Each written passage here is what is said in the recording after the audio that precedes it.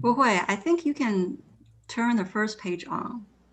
Okay. Just show the first page of our slide. Okay.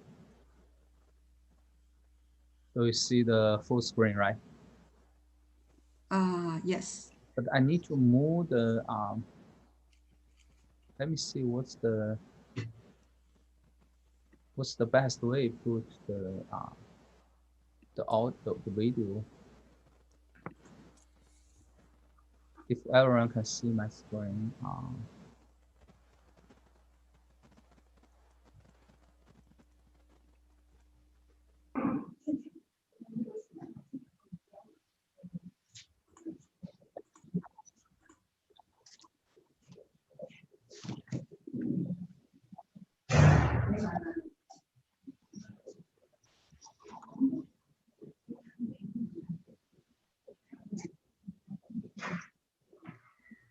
We're still waiting for Neil.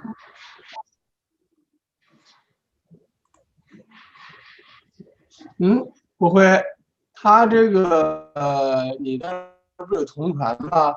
同传的有评论没找着选择的地方啊。关老师，您那个看就下面一排的时候有一个选项是就是那个 interpretation， 就是画的一个地球的那个icon。我们这个模特上没有看见那个东西，我看更多也没有。聊天共享屏幕问答参会者也没有是吧？我这个 Zoom 上面竟然没看到。建伟，关老师的是什么角色啊？没有看见那个屏幕的右下角。关老师应该屏幕的中间，你把鼠标的共享屏幕问答参会者。关老师，您看那个就是也没有是吧？那个 slides 我这个 Zoom 上面竟然没看到。建伟，关老师的是什么角色啊 ？Panelist 是 panelist。屏幕的右下角。关老师应该屏幕的中间，你把鼠标的共享屏幕问答参会者。关老师，您看那个就是也没有是吧？那个 slides Zoom 上面竟然没看到。建伟。我现在关老师，您把鼠标得点着那个。Kara, I see Nina in the attendees list. Does she need to move over as a panelist? No, I don't think Nina is going to participate as a panelist. As a panelist, okay. Right. 看不见这个。I was checking on the attendees to see if Neil is there, but I don't see his name.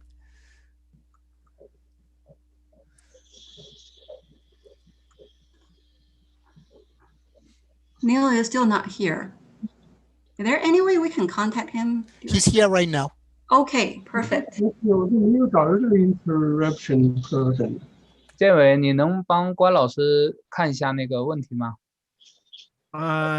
我看怎么。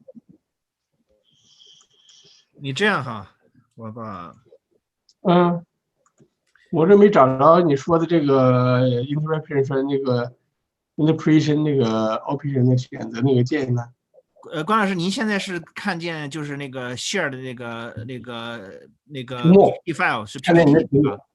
对 PPT 对。然后 PPT 的您的 PPT 的下方是不是有一些键，比如说那个就是那个麦克风啊，然后那个 video 啊，你是不是有那个键？你看见了没有？有。然后往右看，大概基本上最后一个和最后一两个有一个是不是有个翻译或者地球的那种形式？有吗？没有，我们这边有参会者问答、共享屏幕、聊天，其他的都看不见了就。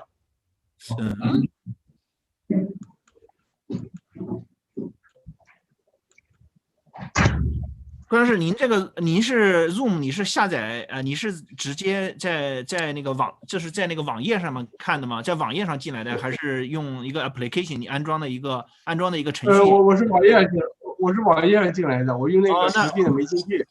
那可能是这个原因，因为网页的版本可能没有，有可能。是吧？对，当时您我加入那个的时候有点问题。对你加入，他肯定问你我加入是从网页加入，还是直接从网页加入，还是你下载加入是吧？你要下载。我加入的时候，他就是只是讲的说这个加入会议以后的这个，不，他我加入他显示不出来，就是那个写的会议号不存在。一个登录也在登录我把这个不用我当时登录，按说不用登是吧录。对，您要不点那个，是不是给你发过？你有没有收过一封信？就是那封信，就是是我就通过那个进来的。然后你进来的时候，它是不是有个选项？一个是说从网页直接打开，或者是从下载程序从程序打开，是不是有这个2个选项？对，我就从网页打开的。那你能不能你要不退出去，然后选择从那个程序打开？我程序打开。那时间来不及，你开始吧，没关系，就开始吧。Okay, so I think let's get started. It's about 3 right now. It's 8 in Eastern time. So good evening, good morning, good afternoon. It depends on where you are. Thanks for joining us.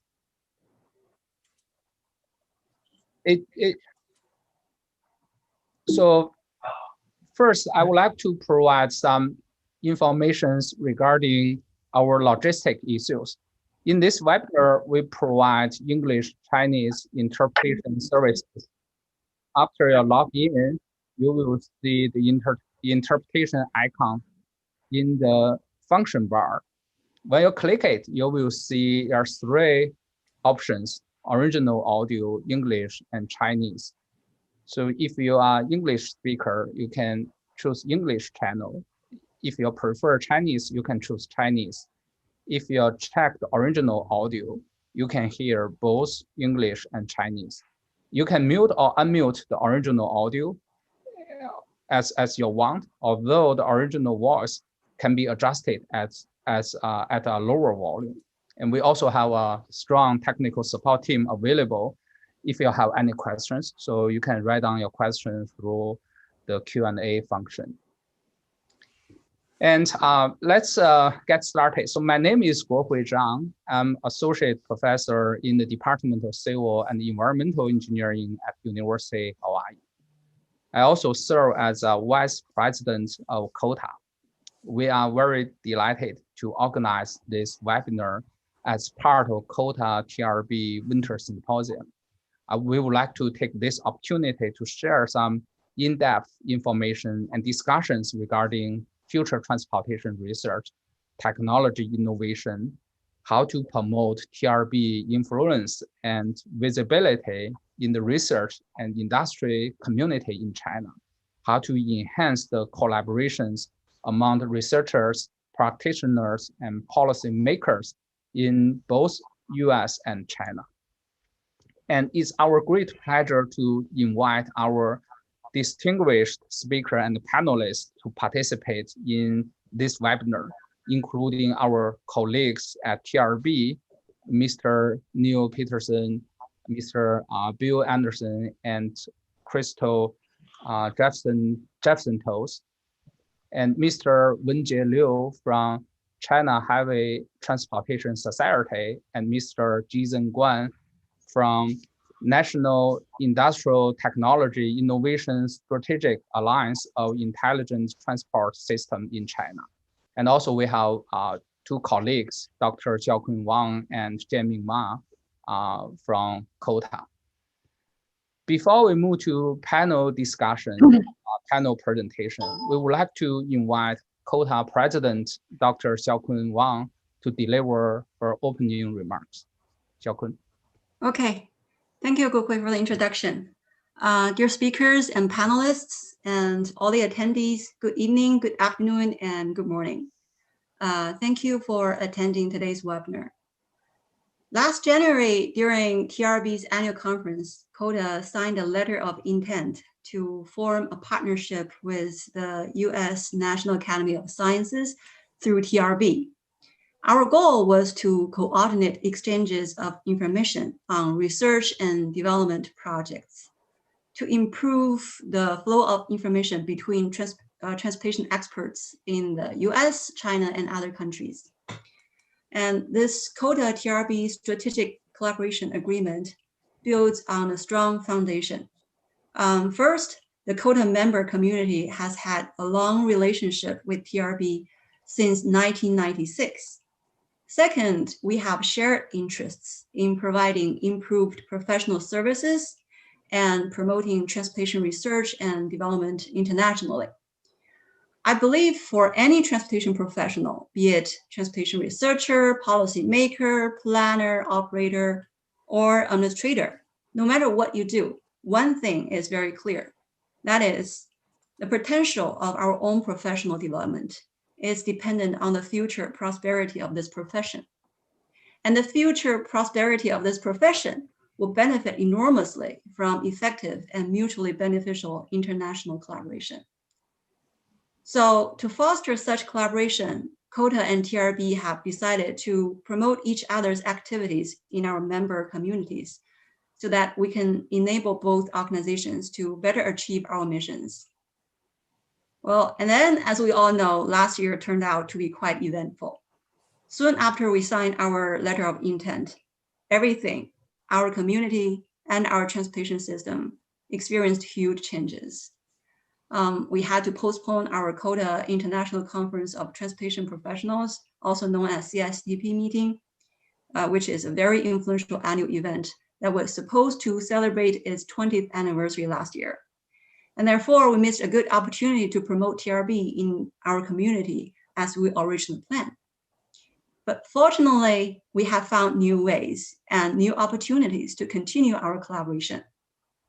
So today, we are very glad to organize this webinar and share our plans and insights with everyone. As the very first session of our COTA Winter Symposium, today we will discuss each organization's strategic planning and plans for international collaboration. Today we have Mr. Neil Peterson, the Executive Director of TRB, Mr. Christos Xenophotos, Chair of TRB's International Coordinating Council, and Mr. Bill Anderson, Senior Program Officer of TRB, to join us for today's discussion. We are also very happy to have China Highway and Transportation Society, also known as CHTS, join us in co-sponsoring this webinar. CHTS is also TRB's strategic partner with very large member base in China, and then also the very influential WTC conference. CHTS participation will make our discussion today more meaningful and practical. We want to thank Mr. Wenjie Liu, the Secretary General of CHTS, for joining us today. We are also very honored to have Dr. Jizhen Guan, President of National ITS Industry Technology Innovation Strategic Alliance and Vice President of ITS China, as our special guest today to share his insights in how to strengthen cooperation and promote further innovation of ITS. We believe the conversation today will mark a great starting point. As the title of today's webinar says, we will discuss prospective collaborations in transplantation across the Pacific. We will pave the bridge for productive and long-lasting collaboration for the next 20 years. Thank you, Guohui. I think I'll give the podium back to you. Okay, great. Thanks, Xiaokun. So next, we are going to move to the panel presentation. So first, we would like to invite our colleagues, Neil, Bill, and Christos at TRB to give us a talk regarding TRB conference update and the vision on international collaboration. Let me load their presentation. So Neil, you can start when you're ready. Hey, thank you. And also thank you, Xiaokun, for that introduction as well. We know her as Kara in the United States. So I am joined by my colleagues, Christos Xenophantos, who is from the Rhode Island Department of Transportation, and co-chair of our International Cooperation Committee, and Bill Anderson, my colleague at TRB. And all three of us will be making this presentation. So I will talk a little bit about our annual meeting right now. We're in the middle of it. Give you an update on it, as well as what our vision is for U.S.-Chinese collaboration. And then I'll turn it over to Christos, who will talk about the TRB International Coordinating Committee Council. And Bill Anderson will talk about our memorandum of understanding and letters of interest and partnerships that we have with international organizations. So next slide, please. You hearing the translation? Should I mute the original audio? I ended up turning off the translation. Yes, that's what I ended up doing as well. Maybe Neil. this will be better. So TRB is 100 years old last year, and we had our this is our 100th annual meeting. We're actually finishing our year-long celebration of our centennial with this annual meeting. The spotlight theme for our annual meeting is launching a new century of stability and quality of life. Originally, we had planned to have the meeting next week when we were expecting to have it in person, but when we had to change the meeting to, we decided to do it for the entire month of January. So the last 2 weeks, January 5th to the 15th, we conducted 410 different committee meetings over the course of that 2-week period. Monday was a holiday for us here, and today was the inauguration of our president. So we took a break, and tomorrow we will start again our workshops, our presentation sessions, and our poster sessions. And we have over 400 of those sessions with over 970 speakers and 2,600 papers being presented. We're expecting over 19,000 participants. People are still registering, so we don't know the exact number at this point. And we've provided the link for any of you who want to be joining the annual meeting. You can go to that particular link that we show here, or you can just put into your search engine TRB, and it will come up. Next slide, please. So I would like to just talk a little bit about what our vision is in terms of collaboration and why we really feel that it is so important that we have the partnerships that we do have with both COTA and CHTS. And I particularly want to thank the leadership of both organizations for the great partnership that we have. It's great to see Mr. Liu on from CHTS. We've had agreement with them now for, I believe it's over 3 years. And as Kara mentioned, we entered into an agreement with COTA last January, a year ago as well. Some of the issues that we collectively are facing in transportation worldwide are common. And no one organization or nation has all of the answers. We can all be learning from each other. Many organizations across the globe are doing research, trying new and innovative approaches and technologies, and learning lessons that we should share with each other so we all can be making progress. In the United States, we like to say we don't like to reinvent the wheel, but instead learn lessons from others. As I said, we can and we need to learn from each other and share the results with each other. And we have the means for doing this, whether it's in through our in-person conferences and meetings such as WTC or the COTA annual meeting or the TRB annual meeting, or electronically through social media and newsletters. We transmit a lot of information through the TRB e-newsletter each week, or digitally through virtual meetings such as this and webinars. So we want to share US research results and expertise with Chinese colleagues, and we also want them to share their research results and expertise with US colleagues, because as I said, we really can be learning from each other. So next slide. At this point, I would like to turn the program over to Christos Xenophontos, who, as I said, is co-chair of our International Coordinating Council. and he will tell you a little bit more about the International Coordinating Council. Thank you, Neil. Thank you so much, Gohoi and Kara, for the invitation. It really is an honor to be here with you So tonight. Christos, we're not hearing you.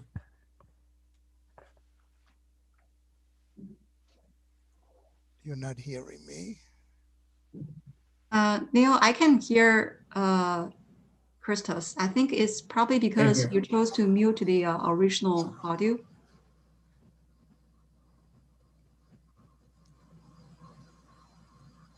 Okay. So can you still hear me? Yes, I can hear you, Christos. Thank you, Kara. So thank you for the invitation to be here. It's really an honor. And by way, a little bit of a appear to have background. a problem with Christos' audio. Neil, can you hear me? I can hear Can everyone. others hear him? Yes. Yes.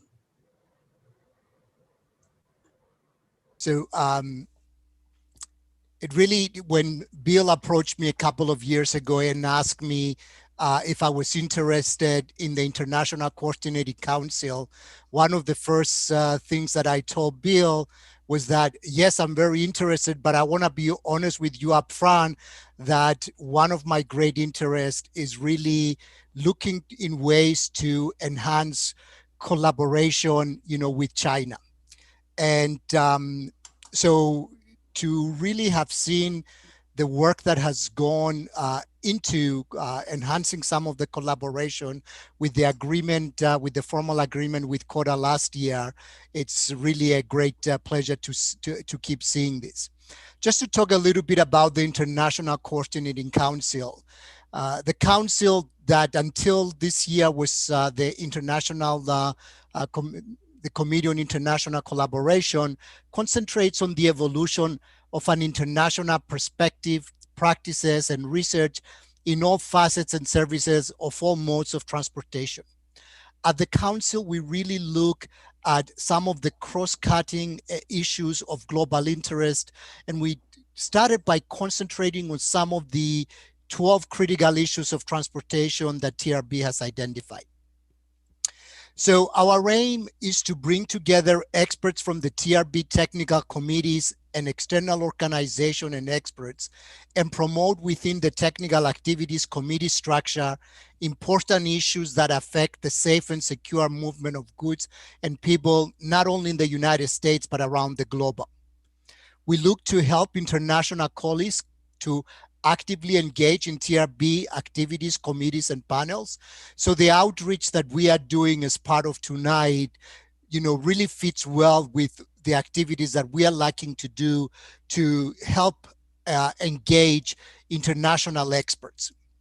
We also want to serve as a platform to facilitate the implementation of the Partners Memoranda of Understanding and to look at ways where we can leverage international corporate benefits, whether it's through sponsoring or co-sponsoring of international forums and conferences within the current TRB processes and procedures. Next one, please. And as part of that in action, we wanted to share one of the events that we actually, all of us worked together to host this year. It's an event that we're very proud of because it really allowed for that collaboration to take place. It allowed for us to outreach standing committees within the TRB structure and have them participate in this international event. Nina Guan and I started talking about the mobility management meeting during last year's TRB. And when the world was hit with, with COVID-19 and things changed, Nina had the great idea of moving these from the original in-person meeting into a webinar series. And working together, we designed a series of 5 webinars, 3 of which they've already held, and with 2 additional webinars being planned on. So as part of the mobility management meeting, not only we brought together, Chinese experts and academics and professionals with the United States, but we've also outreached some of the other TRB international partners and who attended and provided their own experts. Our next one, it's going to be on February 24th, and we're going to have, representation from CHTS, from DD, from IRF Geneva, from PRC, from Tangji University, and from TRB technical committees. And then we're looking at the fifth one, which we're looking to also work together with COTA on reimagining integrated mobility management systems. One of the events that the International Council is also sponsoring, it's taking place tomorrow, and I would really encourage people to attend. It's a workshop on open science that starts at 2 o'clock on Eastern Standard Time here in the United States. I know it's a little bit late, it's very late in China, but workshops, they are going to be available to people that they are registered after TRB is over. And this is an opportunity for us to really start talking about open science and collaboration, amongst our scientists and researchers. So with that, I would like to turn it over to Bill, and thank you for the opportunity to present tonight. Thank you, Christos. And thank you for giving us opportunity to talk with all of you about our international partnerships. One thing I do want to point out about our annual meeting is that this is the annual meeting that you'll never have as much access to content as before. With each of the sessions and all of the workshops being recorded, you get to participate in the ones that you wish to participate in, and then attend via recording the ones later. So it's really interesting. Could you go back to 2 more slides? There we go. Yes, sorry. No problem. So I wanted to point out that since 2018, we have developed a brand new strategic plan for international activities within the Transportation Research Board. And since then, we've developed several partnerships. And here is a list on the screen for you of those current active partners. They are in alphabetical order, not in chronological order. But please, next slide. But one of the primary things that we're trying to accomplish with these partnerships is bringing everybody together to talk with one another about the transportation issues within each of our nations, so that we can also look at that from an international perspective. And we would like to be able to look at what are the current good practices, and also what are some of the research need areas for even some potential twinning of research opportunities down the road between multiple nations. And we want to be able to take something like what I have on the screen here as a fact sheet from 2 years ago, which highlights some of the activities early on in our international collaboration. But if you go to the next slide, these are the current agreements in place. We are currently working on 2 additional agreements with an aviation association here in the United States, but it does cover an international perspective in aviation, and also the World Bank. These are currently active proposals, but they're not finalized yet. But you'll notice that all of the partnerships that we have in place do not have the same look and feel. One size will not work for every partnership. We want to make sure that we enter into partnerships that actually grow and become more effective across the board. So we work together with each of the partners, just as we had with COTA and CHTS, for example, and came to an agreement on how we wanted to move forward jointly together. But if you look at the very last row, the coordination of multi-partner activities, a multilateral perspective is what we're really trying to accomplish with all these partnerships. The mobility management meeting, the 3M webinar series, is a great example of how you can bring together multiple organizations for a short period of time to talk about these really important issues from their own perspectives, and see where there is some common areas to work together on, or where there are some solutions that may exist in other places of the world that we haven't worked before. And while we have only a small grouping of partners at the moment, we are looking to grow and expand that so that we do reach other places like Africa, for example, and South America, and have strong relationships there as well. So we'll continue to work on these partnerships, but we look forward to doing that with you. Neil, I'll hand it back over to you.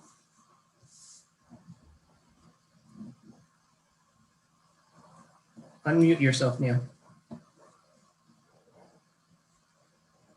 Thank you, Bill.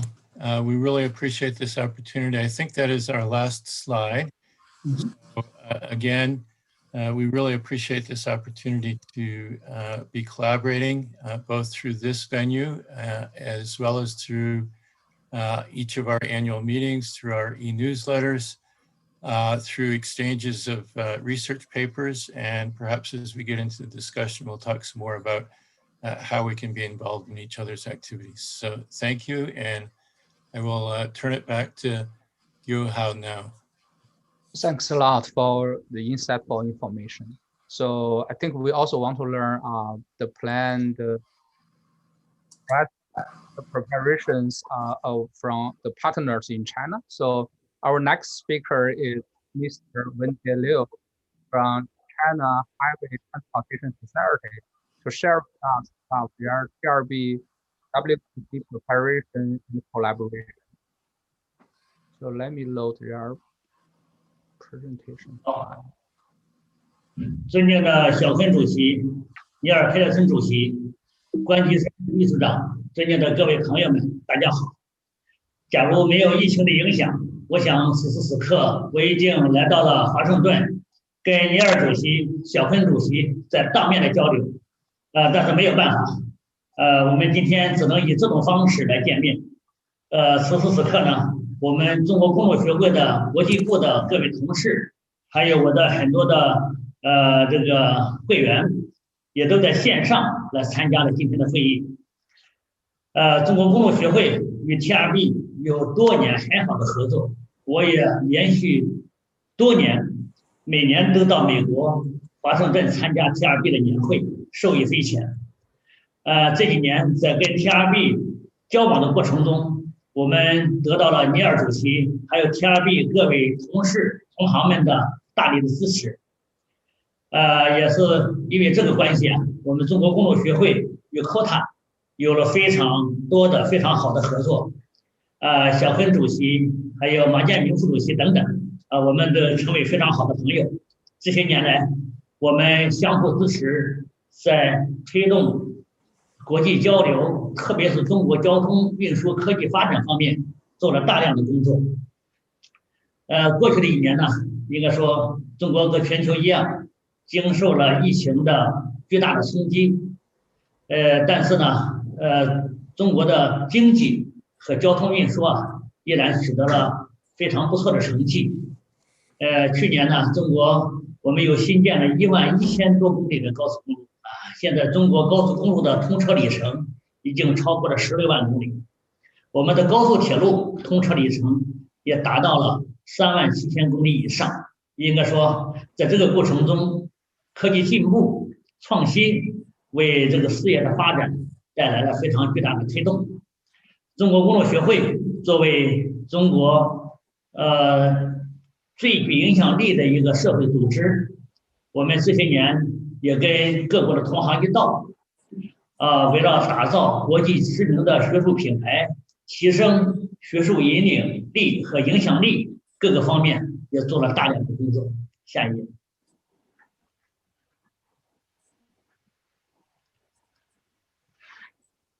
我们从2017年开始创办了世界交通运输大会，也就是 WTC。我们用这个平台来加强跟各个国家的沟通合作，而且这一直是我们努力的方向。我们依托 WTC 的学部和基础委员会，与650多位在海外的中国学者、中国籍的学者加强了沟通和合作。我们也依靠国际组织和国际合作伙伴的这个力量，来共同创造一个和谐共赢的发展环境。在这个过程中，我们密切联系各个国家在华的企业以及中国骨干企业的力量，依靠驻华使馆和驻华企业的他们的一些资源，来共同为这个推动交通的发展，来一起来谋划。下一页。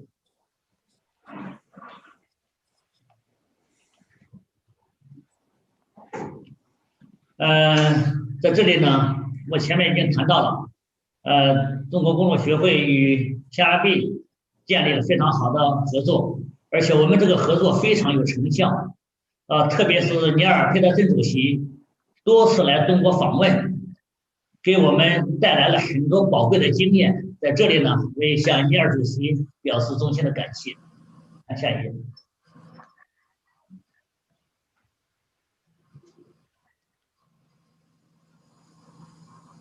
在这里呢，我也给大家报告一下，由中国公路学会牵头组织的“一带一路”国际交通联盟，经过3年的筹备，在去年的6月份正式宣布成立。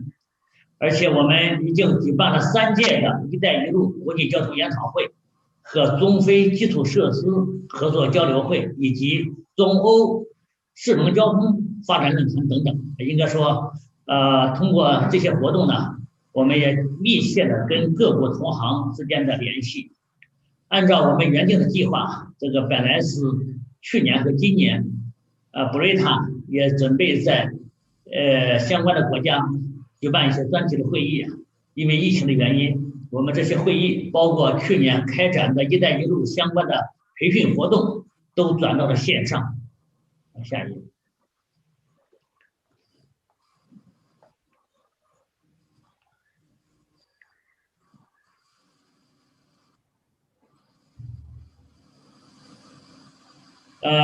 每年我们举办的一带一路交通联盟的主题活动，基本上都是围绕相关国家基础设施的建设、运营管理和高质量发展来进行研讨。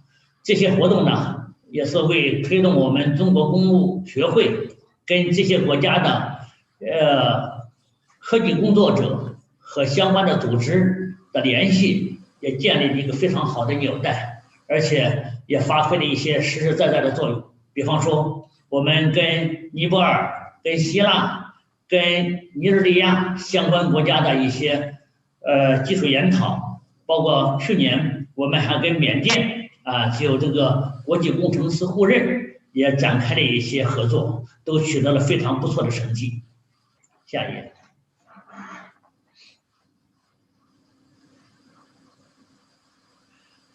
去年呢，我们中国公路学会还与 TRB 一道共同来开展了智慧出行服务的国际研讨会，而且这个网络会议呢，也做成了一个系列，既有相关的一些专项的技术问题进行了深入的研讨，也发挥了非常好的这种前瞻性、引导性的作用，也得到了相关同行和业界的广泛的好评。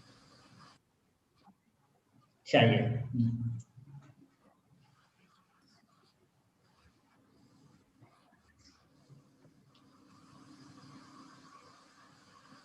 这都是我们在会议期间，包括跟COTA 一同举办的一些应对疫情的，包括智慧交通的相关会议的一些成果在这里做一个简单的一个展示。下一页。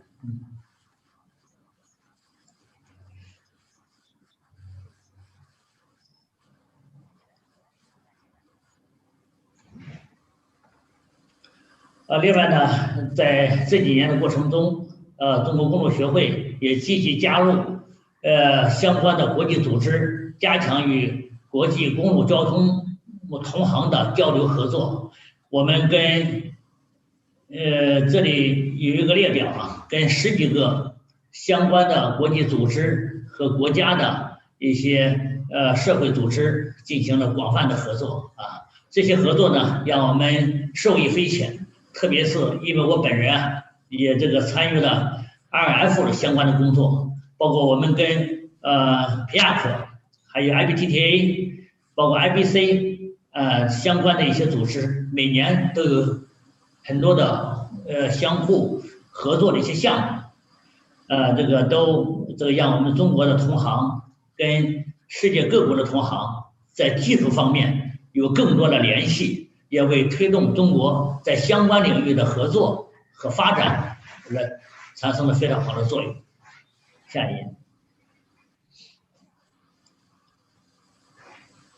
另外呢，我们这几年也推荐很多的中国的专家学者来参与国际交通领域的一些组织，并且担任相应的这些职务啊。这里呢，我们也有一个简单一个展示啊，这为我们中国的相关的同行和机构能够加强跟国际的合作，跟相关国家的一些密切的联系，都发挥了非常好的作用啊。去年呢，我们还推荐江苏省综合交通学会来加强了跟 TRB 的合作啊，也得到了尼尔主席这个非常好的回应。另外，我们还推荐相关的专家参加了一些国际组织的专委会的活动。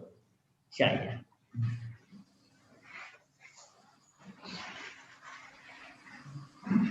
另外呢，我们还注意推荐中国相关的一些项目参与国际的一些奖项的评选，包括去年我们推荐6个项目获得了2020国际桥梁大会的相关的奖项，而且我们推荐了2个项目获得了 RF 杰出工程奖，这都为提升中国工程的国际影响力产生了很好的影响。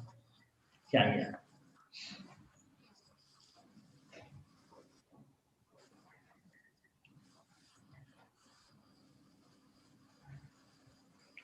另外呢，我们这些年也积极参与到国际组织发起的国际合作项目啊，这里边罗列的大部分都是包括我们跟芬兰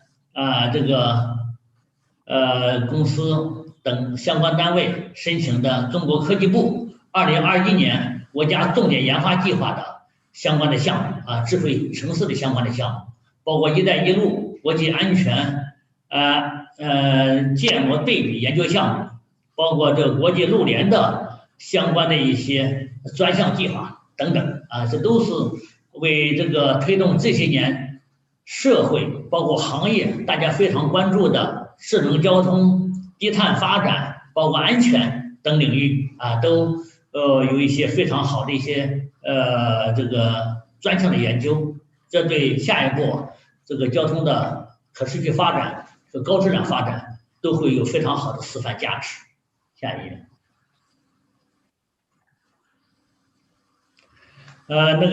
在这里呢，我还想跟各位同行做一个简单的介绍。今年的6月16号到19号，我们将要在中国的西安举行2021 WTC， 届时呢，将有超过1万名的中外的学者来参加今年的大会。按照今年会议的议定呢，我们计划要举办250个专题的论坛，我们计划邀请超过1000多名的中外的学者来参加今年 WTC 相关的一些交流活动。到目前为止，我们已经征集了超过1500篇的论文正在对论文由各个学部进行专题的评审。今年的 WTC 它的主题是新发展、新交通啊。大家知道这些年这个交通的发展进入了一个新的阶段，这个新主要体现在这个智能、低碳和这个它的这种转型升级，是吧哈？我们今年的大会呢，也将在这一方面做一些深入的研究。西安呢是中国一个历史文化名城，这个也是这个一个非常美丽的地方。我们也期待特别是疫情有好转之后呢，尼尔主席还有小芬主席能够回到中国来参加今年的会议。我们也期待得到 TRB、COTA 相关组织各方面的更多的支持。好，再次对大家表示感谢。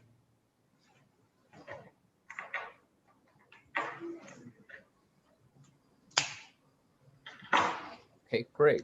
So thank you very much for sharing the information with us. Next, we would like to invite Dr. Jizhen Guan from National Industrial Technology Innovation Strategic Alliance of Intelligent Transport System in China to give us a talk regarding their plan on international collaborations.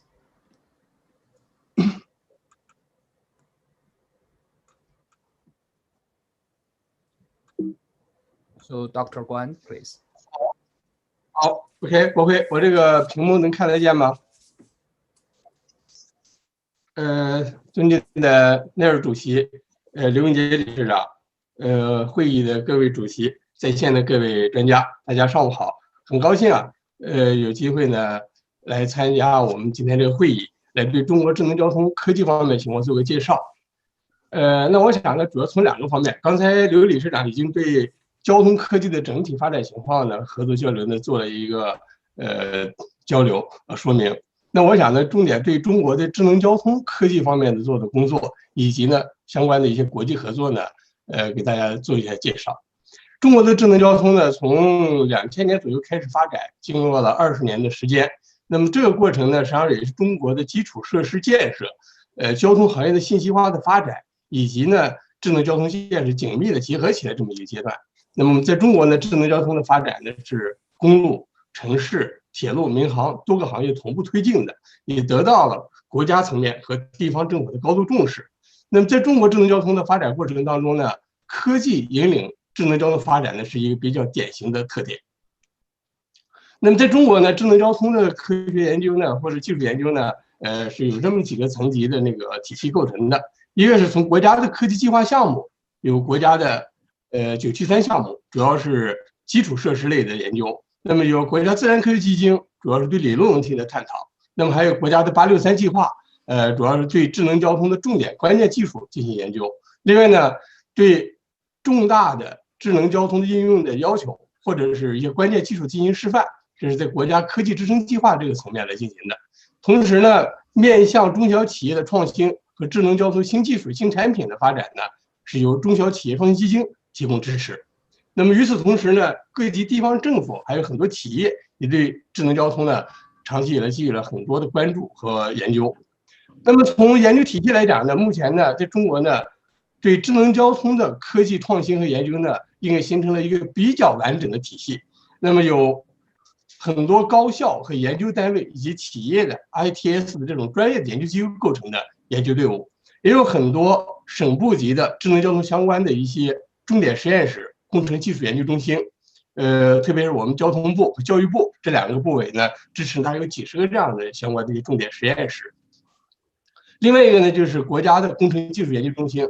目前呢，在智能交通领域相关的，从国家层面有了国家智能运输系统工程中心、国家铁路智能运输系统工程研究中心、国家道路交通管理科学工程技术研究中心、国家水路运输安全智能化研究中心，以及呢城市道路交通智能化装备工程技术研究中心等等这样一系列的那个研究的国家队伍的这样研究机构。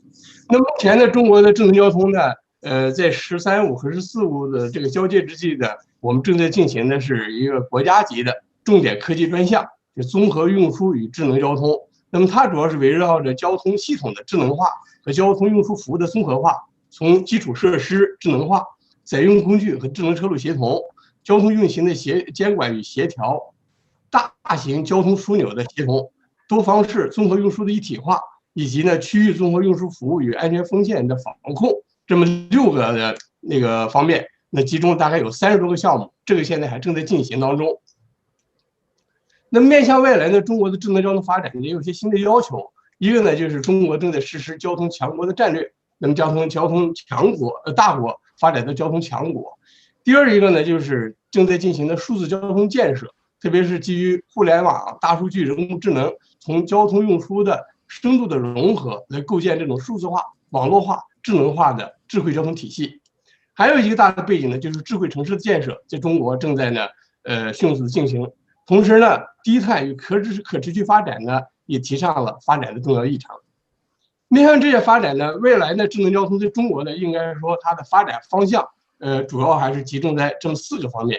一个是更加便捷的、高效的、智能化的出行服务；一个呢是还是对我们交通运输的运营管理和控制这种高效的运营智能化的管控；第3个呢就是车联网、车路协同和自动驾驶、智能驾驶相关的一系列技术问题；第4个呢是基础设施智能化。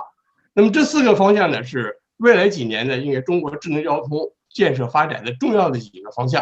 当然这里边呢现在基于互联网加的智能交通系统的应用、交通大数据、人工智能和城市交通大脑、自动驾驶、共享交通等等，都是目前发展的一些热点。那么中国智能交通的发展呢，从2000年开始的时候呢，就是从欧美日等发达国家的智能交通的发展建设经验当中呢，得到了启迪和借鉴的。那么长期以来呢，我们也非常重视跟国际的智能交通领域的合作。那么目前呢，大概应该是4个方面的这个合作的渠道。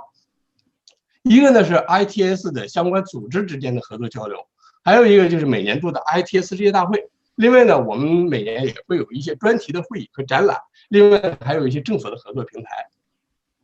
中国智能交通协会呢，目前呢和欧洲智能交通协会、美国智能交通协会、日本智能交通协会等等都建立了合作关系。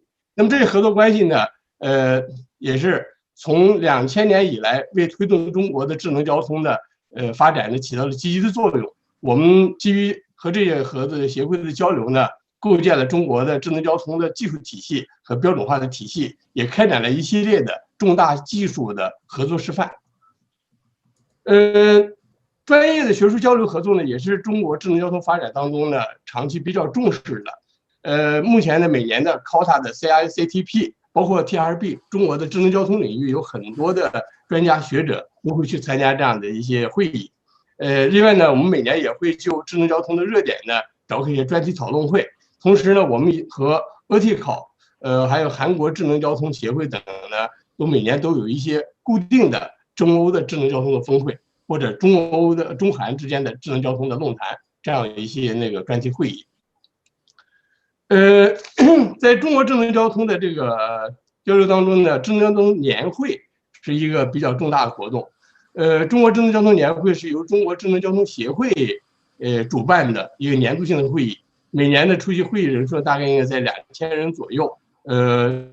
成员呢主要是来自政府、高校、研究单位和企业的从事 ITS 的专业人员。那么每年的同期呢有10几个分论坛，那么对智能交通、汽车智能化、基础设施的智能化以及智慧城市这些深度的融合问题进行探讨。那么最近几年呢，我们在车路协同、自动驾驶、新一代智能交通系统、城市道路交通文明畅通等等这热点问题上呢，都积极的在参与工作。这个会议呢已经连续举办了16年了。在去年的2020年的11月份呢，疫情刚刚结束以后呢，我们在深圳又召开了去年的年度会议。同时呢，中国智能交通协会呢和交通运输部科学研究院，还有荷兰的 RIA 国际展览公司联合主办了一个大型的国际智能交通展览会。这个展览会呢，每年都举办，一年在上海，一年在北京。这个是展览会呢，作为中国智能交通行业呢，应该说一个比较有影响的专业展览。那么也是展示智能交通行业的技术、产品和交流对话的一个很好的平台。展览同时呢，我们也会举办同期会举办一些国际会议或者一些那个相关的一些研讨会。在政府间的国际合作平台上呢，智能交通领域呢也有很多。一个呢就是欧盟2020地平线项目，这是中欧之间的政府的合作平台。那么在这个平台项目里边呢，也有很多跟智能交通相关的一些项目在进行。另外呢，中欧科技创新的旗舰项目，这也是跟欧洲在进行合作的。那么同时呢，中国政府呢和英国、德国、意大利、以色列等联合办有中英、中德、中意这样一些创新周，那么来进行这个创新方面的合作。那么在这个合作周里边呢，都不同的体现了有智能交通的内容。另外呢，还有国际技术转移大会。那么最近呢，中国欧盟科技创新的那个合作的机制呢，也正在完善。那么新一轮的合作计划呢正在进行。我们最近也参与了一些对未来中欧之间智能合作的一些规划的一些工作。同时呢，中国和中东欧之间呢有个17+1的科技创新合作大会，这是由中国科技部主导的，每年都在进行的。那么这个科技大会呢，在2019年的时候呢，是把智能交通也列为其中的重要的一个合作推进的内容。同时呢，中国和东盟的战略合作伙伴关系的这合作机制啊，一带一路科技创新行动计划等等，也都涵盖了有智能交通的内容。那么中国智能交通协会呢是2008年成立的，是由国家的科技部、公安部、交通运输部、住建部、中国民航局、中国铁路总公司成立这样一个非盈利的社会组织。那么它也代表中国智能交通行业呢，面向世界呢进行这种智能交通的科技领域的合作和交流。目前呢，我们每年有一些重要的活动和相关的一些主要的出版物。这个活动呢，包括就是中国智能交通的年会、中国国际智能交通的展览会，另外呢，还有中国智能交通协会的科技奖。这个主要是为了推动和促进智能交通领域的技术创新，和那个科技成果的。另外呢，智能交通协会呢也组织制定智能交通的团体标准，也召开专题的论坛专项研究。那么有一本那个会刊叫 ITS World， 来交流智能交通的一些最新的信息和发展情况。那么编辑出版的《中国智能交通的行业发展年鉴》，智能交通的年会的这个优秀论文，以及智能交通产品与技术应用汇编。这都是每年现在例行的进行的。那么今年呢，这2020年受疫情影响呢，很多活动呢也是在线上来完成的。那么同时呢，在2014年的时候呢，中国智能交通研究方面的一些大学企业呢，联合成立了一个 Open ITS 这样一个联盟。这个联盟呢，秉承这个开放、协同、创新这样理念，那么来围绕 ITS 的发展和研究呢来进行探讨，那么形成在技术层面的一个紧密的合作。那目前呢，会员单位呢有80家以上，那么主要涵盖了中国的智能交通的研究的主要的高校、企业和研究单位。那么我们秉承的这个总体框架上，我们希望的是做成一个开放的架构，数据也是开放的，平台呢也是开放的，问题的研讨也是开放的。另外呢，我们还会提供统一的开放的评测工具和场景，那么来推动新一代的智能交通系统的研究发展。那么在2019年呢，我们在夏威夷也开了一次 Open ITS 的年会，是我们国会教授具体负责承办的。那么这个呢，在我们智能交通的研究领域里边还是很有影响的。那么面向未来呢，智能交通的发展呢，应该是一个多技术融合的，而且跟这个应用需求高度相关的这样一个研究领域。那我想在这个领域里面更需要我们国内外的紧密合作。我也期待着呢，我们将来能够跟 TRB、跟 COTA、跟我们公路学会，在智能交通的科技创新和研究领域里面呢，做更多的紧密的合作，共同推进智能交通的创新和发展。谢谢大家。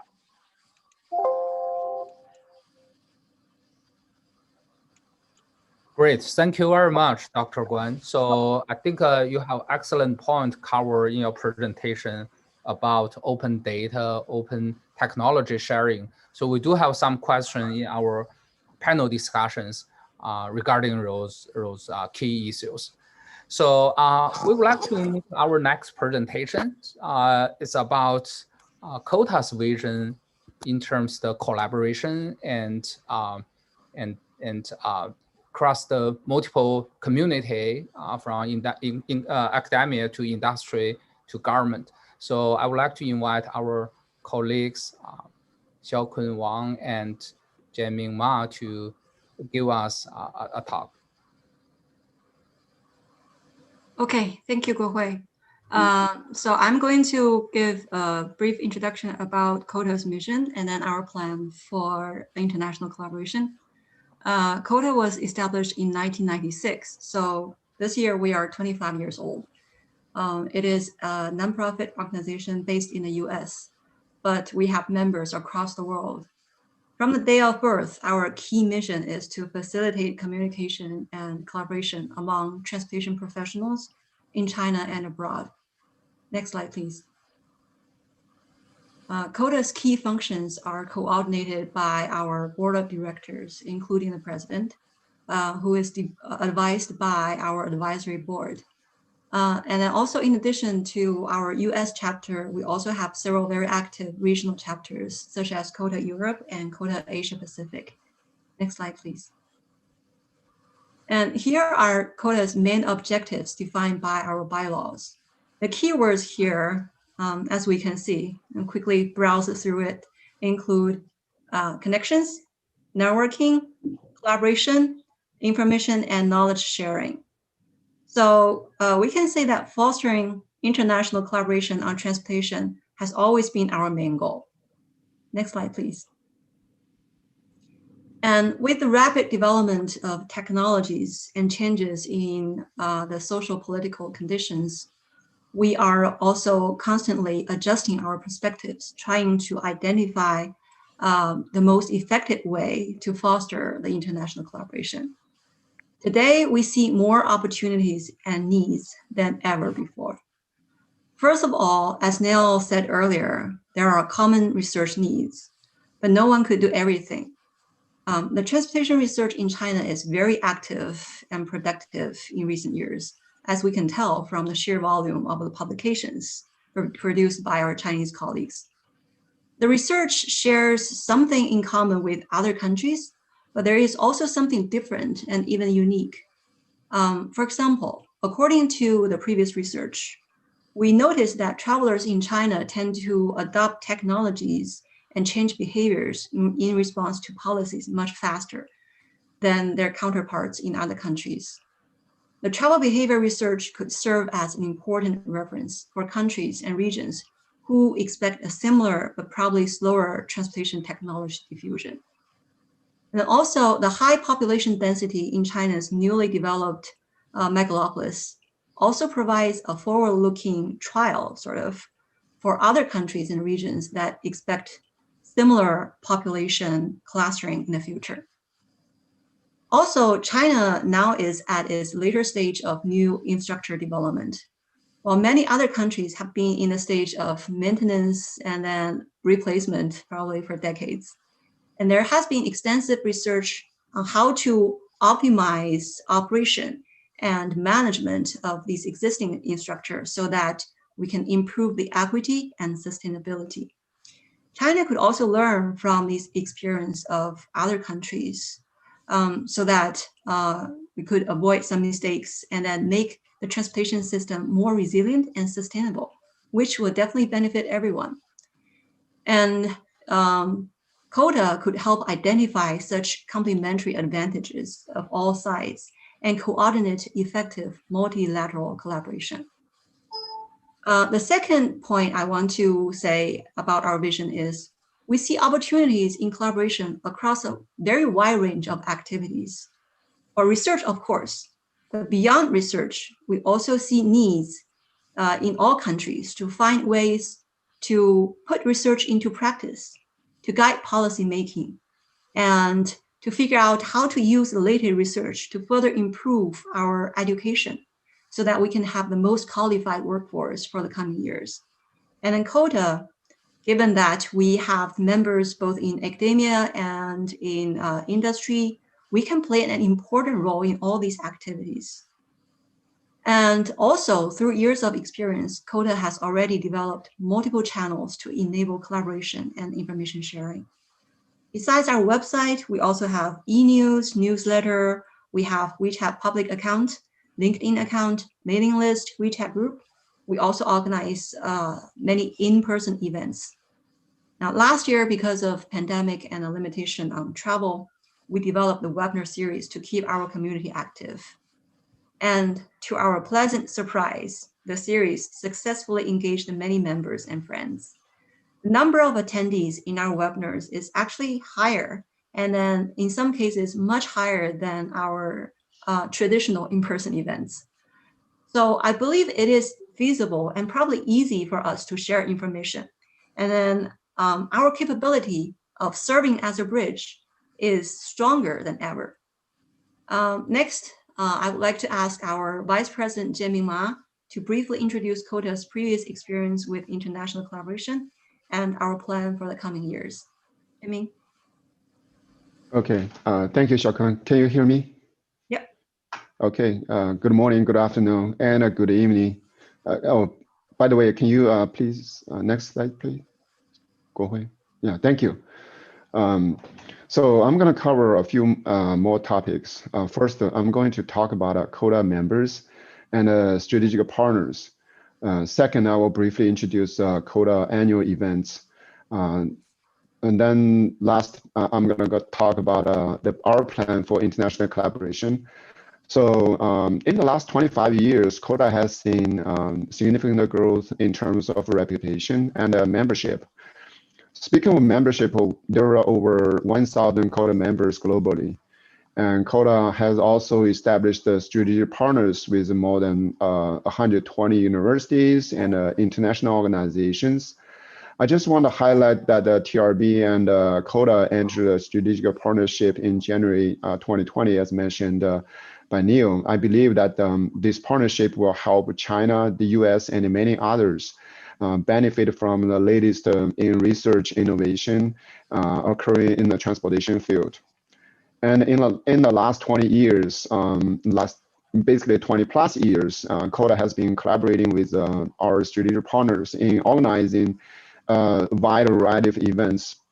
Specifically, since 2000, COTA has organized the annual COTA summer conference. We call it the CICTP, with universities, private and public sectors in China. And China Summer Conference attracts hundreds of high-quality paper submissions every year and features keynotes from transportation leaders around the world, and has become one of the most influential international transportation conferences in China. In 2018, China launched a new annual international workshop on transportation innovations. That is the COTA International Symposium on Emerging Trends in Transportation. We call it the ISET. So the first ISET conference was held in Hawaii.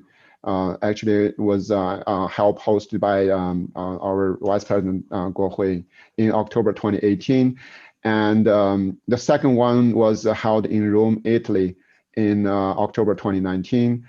And due to the pandemic, we didn't do one in 2020.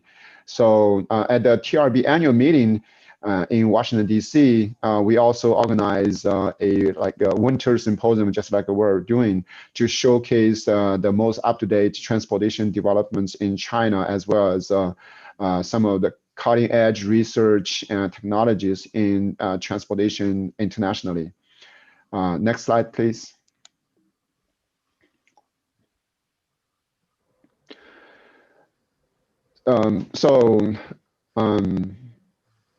I guess I wanted to, yeah, I mean, I guess already, next please, I mean, thank you. Okay, I guess I wanted to say, I mean, this is our plan for international collaboration. There are three pieces I wanted to share with you. First one is professional services. The second one is the CICTP, specifically in the CICTP 2020-2021. And third, I'm going to talk a little bit about the webinar series.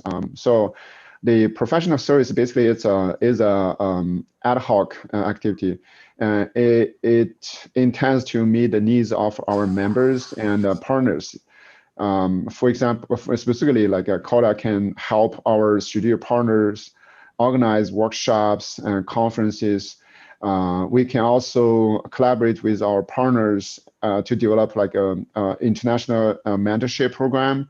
For example, COTA can assist local partners in like, for example, last year, we assisted our local partners in Hangzhou organizing the second Zhejiang International Intelligent Transporting Industry Expo, the Future Transporting Conference in December of 2019, now last year. And and that's the ad hoc professional services. I mean, and then the next one is like our annual CICTP. And due to the pandemic of we couldn't hold our 2020 annual conference. So instead, we combined 2020 with 2021, and this new COTA conference will be held on like July 2nd through 5th of this year in Xi'an, China. It is jointly organized by COTA and the China University. It will address pressing challenges and embrace opportunities emerging from the development of new technologies. The conference will host a series of plenary technical sessions and special forums, including like World Bank Forum, the Dean's Forum, COTA Career Development Forum for young scholars and students, and Transportation Studies Forum for international students in China. And third one, I wanted to mention a little bit about our webinar series, but basically it's a monthly event.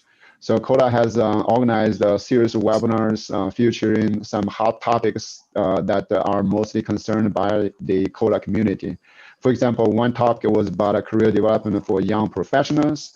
Another topic about how to write and publish scientific research papers. These, as alluded by Xiaokun, these webinars were very well received. For example, the number of participants in a couple of webinars has reached the limit of 500 participants of our Zoom subscription. We have received a lot of constructive and positive feedback. We continue this webinar series. One of the planned webinars is about how to help the COTA community get involved more with the TRB committees and activities organized by the TRB. Next slide, please. This slide basically shows a few webinars that we have organized and hosted since last year. And next, please. So in recognizing the 100th TRB annual meeting, COTA has planned a series of webinars to promote TRB in the COTA community.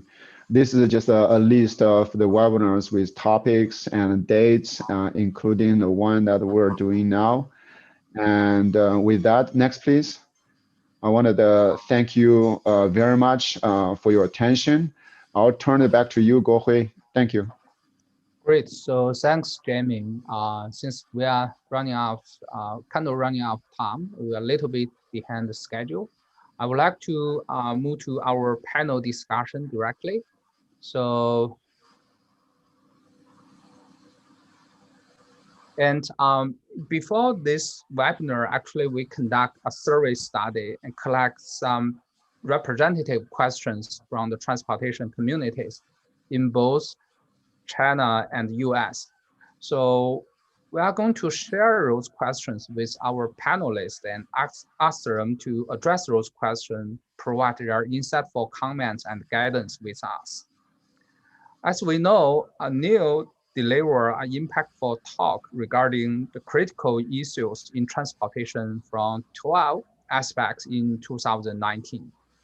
However, the COVID-19 pandemic has dramatically changed everything in our daily life. So the first question we have is for the colleagues at TRB. Would you please share with us about your vision, how transportation system will change dynamically to accommodate this new normal, temporarily and permanently? So I will start, and my colleagues might want to jump in and add to what I have to say. TRB, as you mentioned, issued in 2019 our Critical Issues in Transportation document, and we have just, as part of this year's TRB annual meeting, issued an addendum that addresses COVID-19's impact on those critical issues. And I'll just highlight a few of the things that are in that document that we're seeing. First and foremost, the highest priority is to be making sure that the system is safe to be used. and many extraordinary measures are being taken in the United States to try to ensure the safety from the virus itself. As a result of social distancing requirements, as a result of the lockdowns that we have had, people not being able to leave their homes, we've seen dramatic increases in the amount of teleworking, working from home, taking place in the United States. And we expect that that's probably going to continue long term, perhaps not quite as extensively as it was during COVID-19, but significantly more teleworking than we saw before. We also saw very, very large increases in what we call e-commerce, delivery, both of packages as well as food and medicine to homes. So we expect that a lot of that is going to continue in the future as well, and probably have a big impact on our retail establishments, particularly our stores and our malls, because people now are ordering online instead of traveling to have those things done. We've seen very, very big impacts in terms of usage of transit. And there's a big question right now in terms of how much usage of transit is going to recover and what the transit systems need to be doing to be addressing that. And we're seeing the transit systems looking a lot more to try to partner with the transportation network companies, the shared mobility companies in particular, to have those services provide service in lieu of transit service where perhaps the transit service is not as cost effective, or for getting better connections to the transit system itself. So there are just a few of the things that we're seeing that are changing in the United States as a result of COVID-19. I don't know if Bill or Christos would like to add anything to what I had to say. Neil, I cannot, only one thing, and I've shared on chat the links to the two documents. If they really make some great reading on the 12 critical issues, but also the addendum on COVID. And one of the things that we are facing globally is how do we reimagine transportation as we are emerging out of COVID-19? So right now, we're all dealing with COVID-19, particularly in Europe and the United States. But as country after country, it's coming out, how do we see transportation playing a role in that, you know, to restart the economies in many of the countries, but also to address some of the critical issues that we were facing before? There were two other things that I've been experiencing with our colleagues and experts within our committees that have not been raised.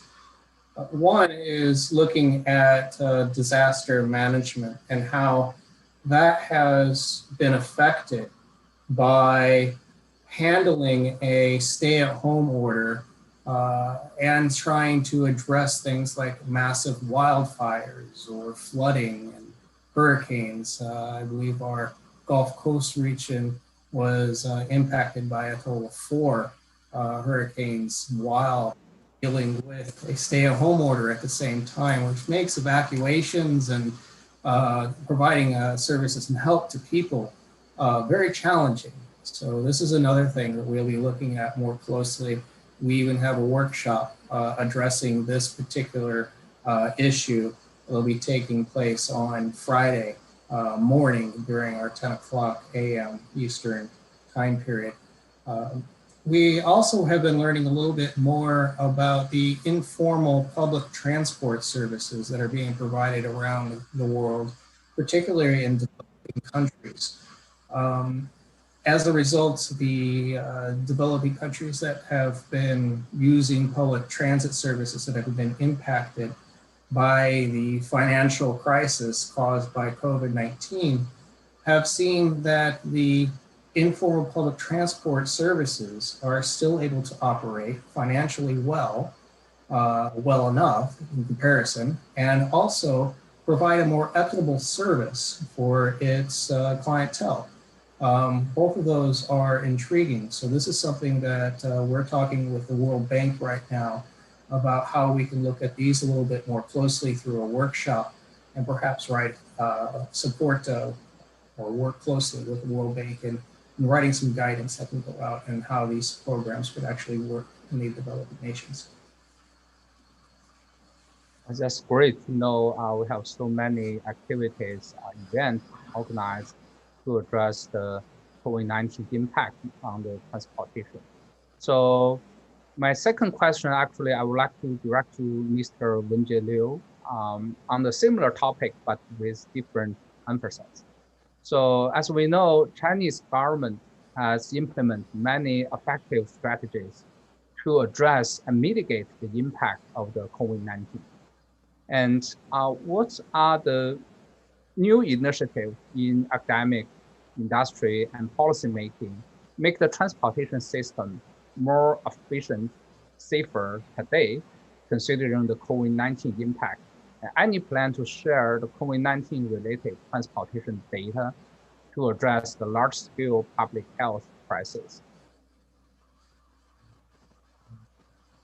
好，感谢主持人。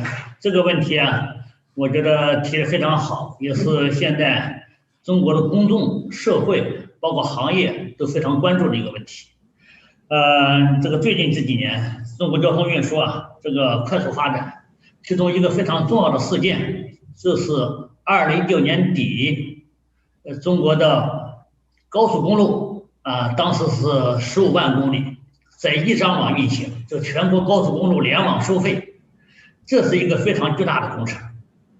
这个15万公里一张网运行，每天有几千万车辆在上面运行。我们当时就说，这是世界上最大的一张工业互联网。这么一张网的运行，大家最关注的就是它的安全问题，就是能不能够网络的安全、信息的安全，包括整个通行的安全。经过1年的实践，应该说已经有了基本的答案。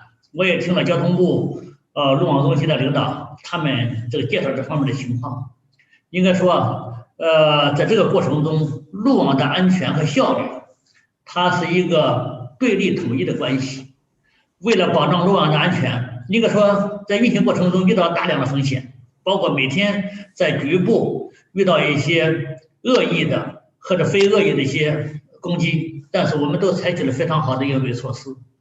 这也说明啊，这些年来，这是中国交通的发展，在效率和安全的提升这一方面，我们一直是做了很多的工作，也取得了非常好的效果。之所以能做到这一点，我想3个方面的原因。第一个呢，就是综合交通运输体系的完善。因为过去啊，各种运输方式它是分而治之啊。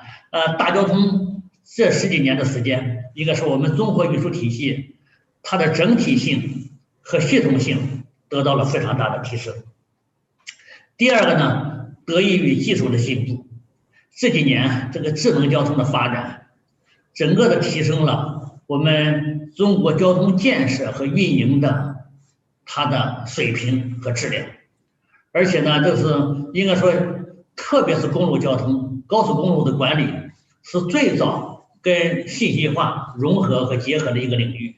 应该说，通过这20年的建设和发展，就是智能交通啊，不论是从建设到运维到这个安全啊，这个它的整体性得到了非常好的体现和融合。第3个呢，就是在我们中国交通，特别是高速公路的建设和发展过程中啊，我们非常重视了管理和运维能力的提升就是不光是重建设，我们也这些年也更加重视管理和运维。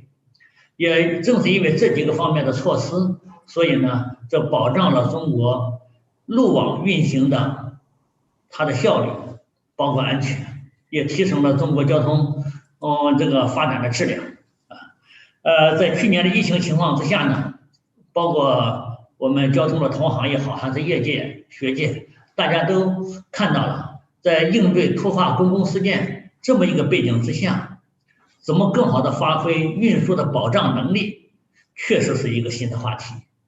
那我们中国公路学会啊，去年在这一方面也专门跟相关的部门提交了大概有10几份专业的这种智库报告，就是专题来研究怎么更好的来在顶层设计上，在技术方案的制定上，在具体的组织实施方面，能够采取一些更加精准到位的应对之策。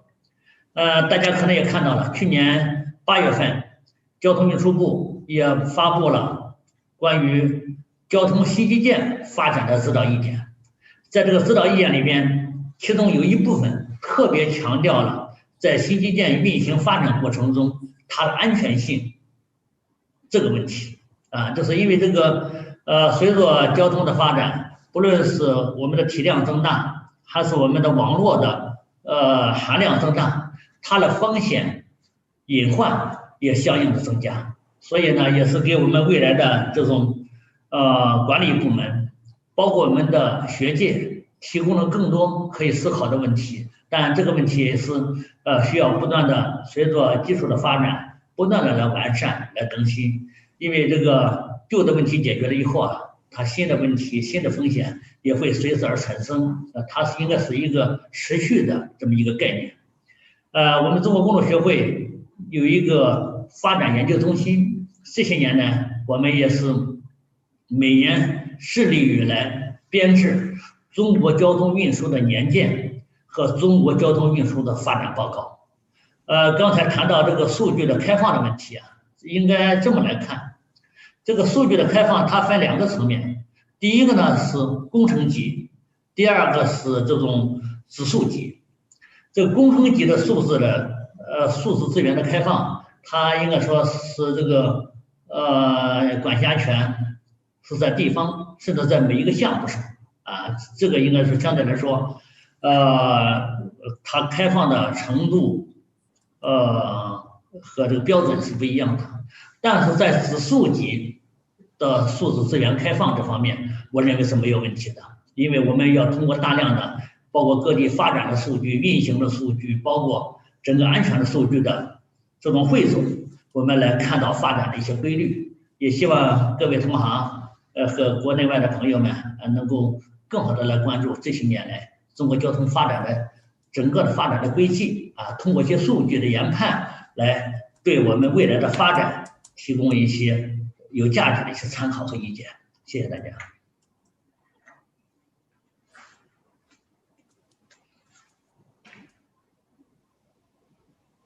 Okay, great. So thanks for sharing it. With many data sharing, research, collaboration initiatives, TRB will be an excellent platform to promote the collaborative research and exchange the ideas. So my next question is for Christos, Bill, and Neil. How we can encourage Chinese scholars to participate in TRB and contribute to TRB development? And also, do we have any plan to participate in WTC and CICTB in the coming years? How to promote the collaborations? So I'll start again and then turn to my colleagues.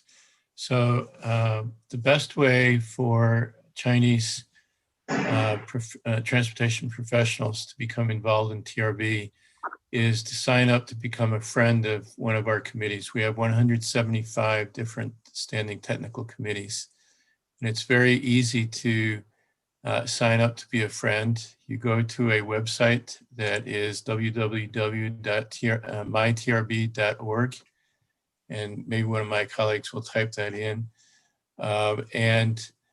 You register in that website, and then you immediately have an opportunity to look at the list of committees and sign up to become a friend.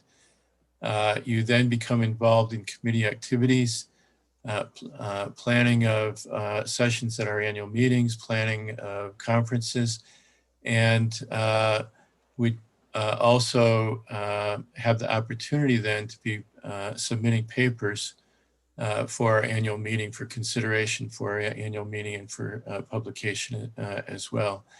So I think I'll turn it over to my colleagues in terms of other ways that they would suggest as well. Bill, you want me to go first? Because I'll build a little bit on what Neil just suggested relative to becoming a friend.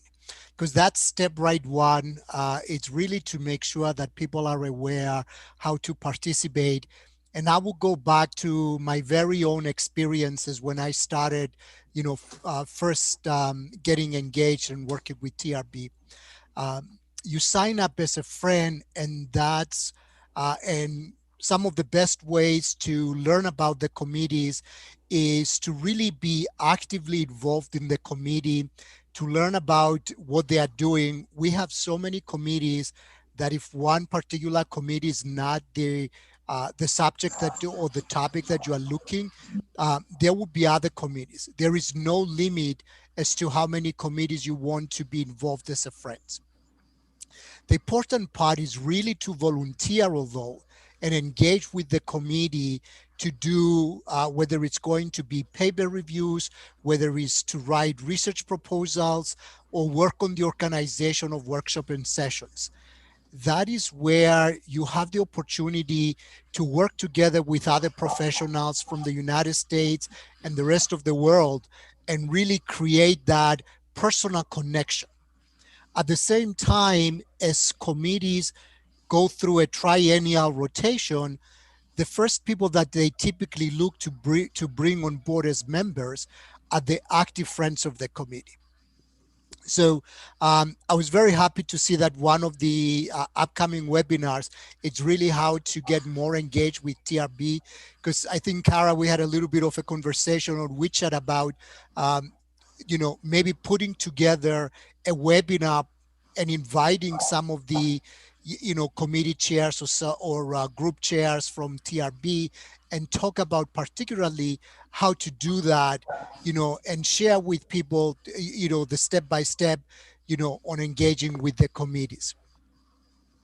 So, and I think that really leads to the personal connection, between our researchers and between our practitioners.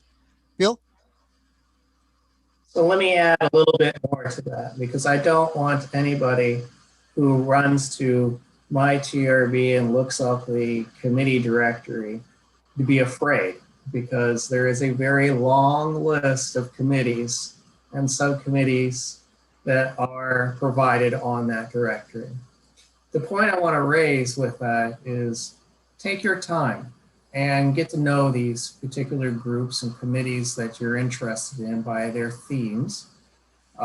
We have a lot of them, about 180 committees, 200 and some odd subcommittees, and they all need volunteers to participate. We're not an association, so there aren't any member dues to pay. So you get to sign right up as a friend of a committee. There is no difference as far as engagement is concerned between a committee friend and a committee member.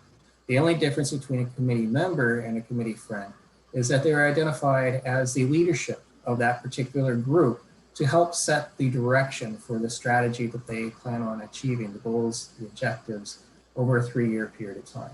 And as Christos has already mentioned, that is changed over every 3 years. So there's plenty of opportunity to become a committee leader in your tenure as a volunteer within this massive committee structure. If you do find yourself and find your way to mytrb.org to explore all of these committees, you will see that the TRB family is very large and welcoming of all cultures. So Great. from the part of the International Coordinating Council, if you would like to work on a webinar that can provide more information on how to do this, we'll be happy to, to participate and help do that. Great. So does TRB have any plan to participate in WTC, CST organized in China? So we would very much like to be able to continue to participate in WTC and also the COTA annual meeting. Obviously, this year, the extent to which we can participate is probably going to be driven by the pandemic more than anything. and when travel restrictions will start to be lifted. So I'm not going to make any predictions regarding participation this year until we see what progress we make on that. But we're very anxious to be able to continue to participate both with CHTS and with COTA at events in China as we did before the pandemic started. We, in the past, have had a particular committee that has taken the lead for sessions at WTC, and I would hope that we'd be able to do something similar for the COTA annual meeting. Okay, great, thanks. So my last question actually is for Dr. Jizhen Guan. And in Dr. Guan's presentation, I think he covered very interesting data sharing, technology sharing portions. So the question here I have is, does the ITS China have any plan to share the latest data, especially the open data mentioned in your presentation, and the technologies with the colleagues in the US to address some common issues? 好的，不会。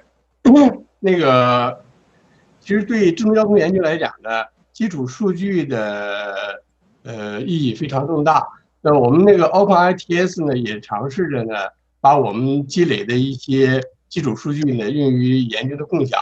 目前呢，我们已经积累形成了中国的安徽宣城市的200多个路口的应该说是全量的全时段的GPS 数据，浮动车的 GPS 浮动车的数据，路口信号的那个线圈的数据，以及呢所有的视频数据。那么这些数据呢，对进行交通的流量的预测、交通的区域仿真以及交通优化控制的研究是非常有意义的。我们在我们的联盟的这个成员单位呢，我们是在推动共享这些数据来进行研究。在去年的中国交通科技大赛，就是大学的交通科技大赛的大数据的这个研究的竞赛当中呢，他们采用的是共享数据和平台，就是我们提供的这个数据。那么当时呢是提供了1个月的脱敏以后的全部数据。那么将来呢，我想呢，这些数据呢，在研究层面可以推动呢我们更大范围的这种开放和合作。那么基于这些共性的数据呢，来检测验证我们研究所提出的一些交通流的模型，我们交通预测仿真的方法，以及我们交通优化控制的一些手段。当然这种数据呢，我想呢是针对中国城市来讲的。那么还有，如果说将来有其他的国家数据能够融汇进来，形成一个国际化的数据的平台呢，我想它的研究会更有意义一些。好的，国会。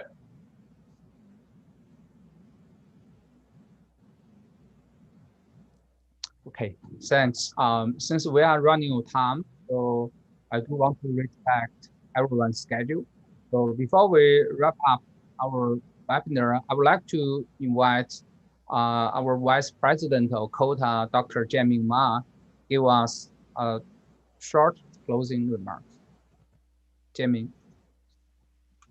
Thank you, Guohui, for moderating such a great discussion. First of all, I would like to take this opportunity to thank our distinguished guests for taking the time out of your busy schedule to share with us your vision on future transportation collaboration across the Pacific. I've learned a lot about your organizations and international collaboration activities and experience that you've had. As noted by Neil, most of the critical issues that we are collectively facing in transportation are common across the globe. No one organization or nation has all the answers. We can and need to learn from each other and share results with each other. I wanted to borrow the title of Neil's presentation. We can build a win-win-win-win collaborative, 4 wins relationship with a strategic partnership among the 4 organizations that are represented in today's webinar.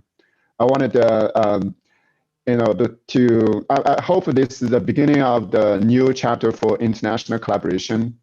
I believe together we will pave a prospective bridge for addressing critical issues that we are collectively facing in the next 20 years. thank you all for your attention and for your participation. With that, I turn it back to Guohui. Thank you. Thanks, Jianming. So again, we would like to express our appreciations to all the speakers and panelists. So thanks a lot for sharing your insightful opinions. So with that, we will conclude this webinar. We're looking forward to your future participations in other sessions, events of COTA TRB Winter Symposium. Thank you very much. So see you next time. Thank you so much for the invitation to be here. Thank you. Thank you. Thank you, Thank you. everyone. 谢谢，再见。谢谢。谢谢主持人。好，谢谢，拜拜。大家。好，各位主持人辛苦。